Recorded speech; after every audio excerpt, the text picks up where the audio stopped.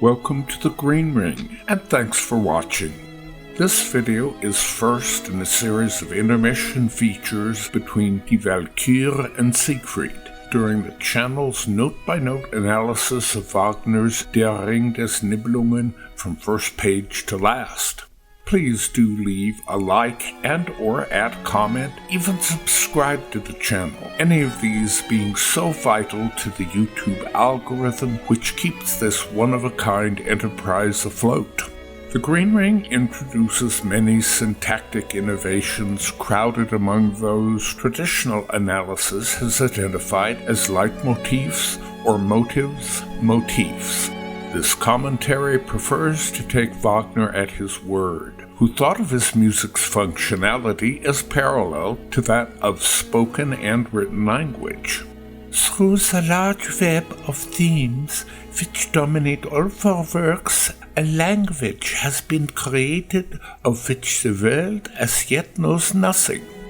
Rather than confuse the issue by adopting in place of musical terms linguistic ones, such as noun, verb, preposition, prefix, suffix, the Green Ring refers to the longest of the tetralogy's syntactic elements as morphemes, shorter constituents, modules, the shortest, cells.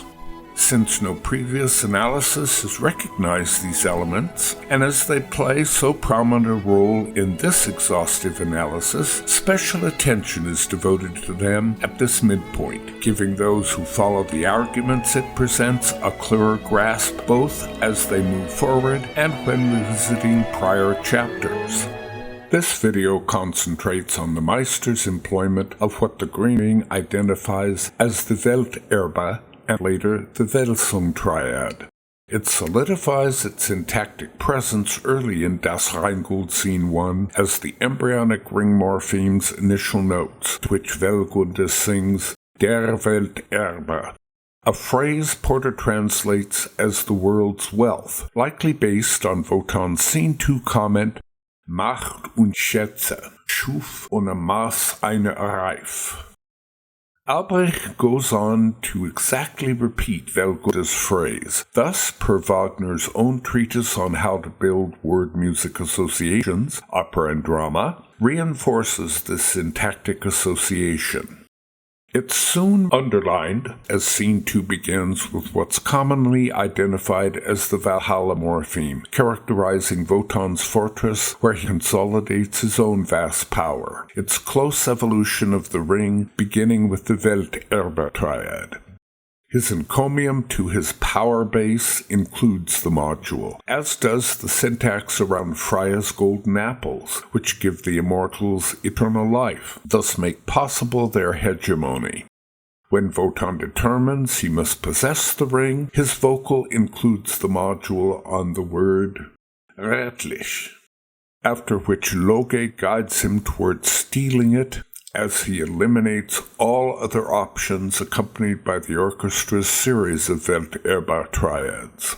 The module rifles the god's descent to Nibelheim, informs Mima's description of the terrified obedience Albrecht's ring instills in his dwarfish race, and iron control his brother exhibits in full view of the gods, first abusing his fellows, then implying the size of his horde, and finally to announce his intentions for how he'll enforce that might over the world. Wotan voices his contempt for the dragon Albrecht conjures through a series of Welt Erbe Triads to repeat the module as he jeers the captured dwarf. It riddles Albrecht's curse on the ring, announces the giant's return to claim Freya's ransom. That hoard the god offers them, then assures its worth with the syntax. With Die Walküre, the balance of power shifts to Siegmund, who is set against the mortal races his father Wotan means for him to overcome by handing back the ring. Welt Erbe Triads permeate the Act 1 prelude to then form the backbone of the morpheme generally known as Welt sympathy, for which reason this analysis alternates between the monikers Welt Erbe and Welt Triad.